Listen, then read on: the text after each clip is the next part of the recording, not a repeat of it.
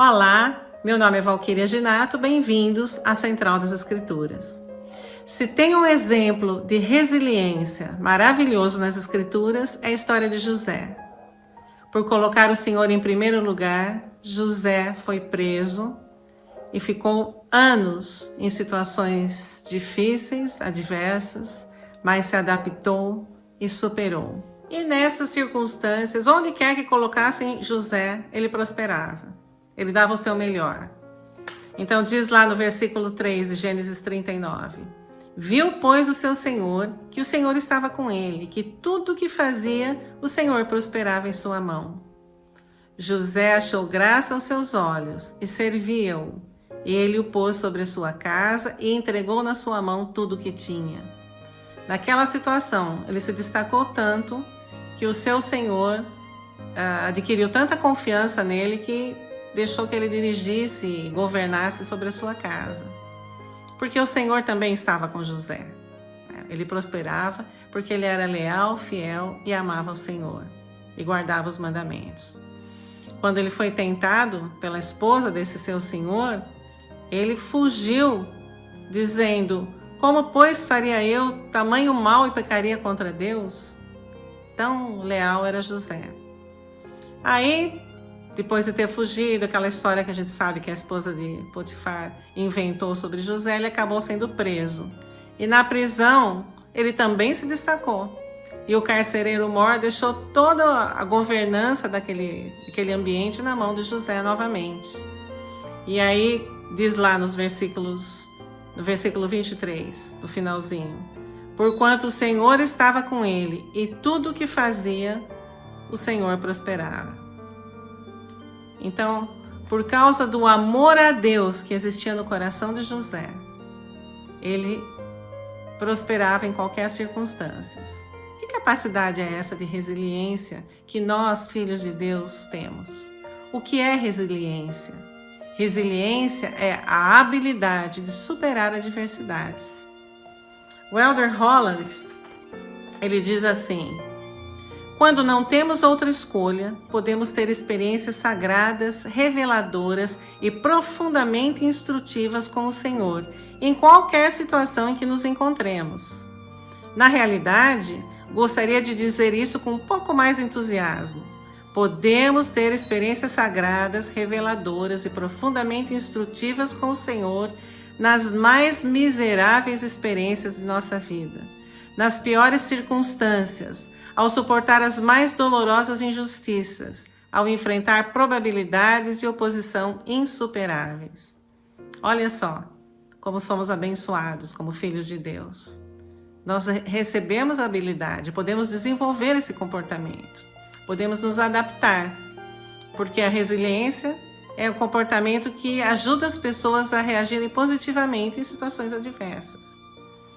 Então, foi feito um estudo em 1955, um estudo que durou 40 anos. Eles observaram crianças que cresceram em situações adversas, em carência, pobreza,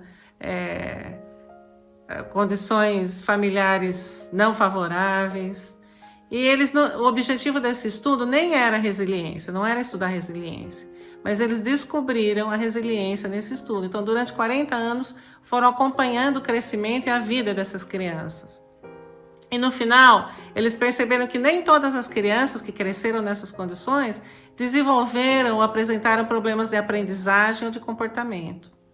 Então, essas crianças, elas foram denominadas resilientes. Então, existe uma capacidade dentro do ser humano, né, de se adaptar e de reagir positivamente em situações difíceis. Então, resiliência, como capacidade de superação, ela significa um novo olhar, uma ressignificação para aquele momento difícil, né? Existe aquele manual da igreja, aí no curso, acho que de autossuficiência, chama Tornar-se uma Família Autossuficiente e Resiliente. E ali existem alguns passos que você pode praticar para desenvolver resiliência. Vou citar alguns deles. Primeiro, cultivar a humildade e a curiosidade. conhecer a si mesmo, suas emoções, prestar atenção nas suas emoções, nas suas ações, os seus sentimentos. Essa autoconsciência ajuda muito a desenvolver humildade, aceitar às vezes a situação que você está passando, né? Ter humildade para isso. Perceber quando reações negativas estão chegando e moderar essas reações. Então é muito importante ter curiosidade sobre si mesmo e conhecer-se bem. Um segundo ponto é buscar o equilíbrio. Então, que equilíbrio é esse? Se concentre naquilo que você precisa fazer naquele dia, no momento presente. Não fique preocupado querendo ter um controle de coisas que ainda vão acontecer ou coisas que já aconteceram. E também práticas de meditação, de se preocupar com uma coisa de cada vez, feitas naquele dia. Terceira coisa, confiar nos seus pontos fortes, né? Desenvolver uma atitude que você acredite que você pode cumprir tarefas difíceis, que você tem qualidades que te ajudam a passar por momentos difíceis, que você pode superar, tem poder de superação. E o quarto passo, aprender a fazer concessões, né? Ser flexível, não querer sempre tudo do seu jeito. Então são alguns pontos que nos ajudam a sermos resilientes. E o mais importante, além de tudo isso, é aproximar-se do Senhor, porque o poder capacitador da expiação de Cristo pode nos capacitar e nos transforma, nos fortalece, nos engrandece.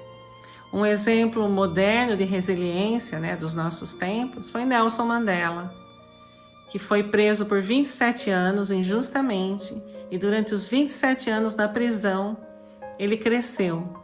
Ele lia livros, ele plantava, ele formava grupos, continuava defendendo a liberdade, né, de todos os povos, o fim do apartheid, do racismo.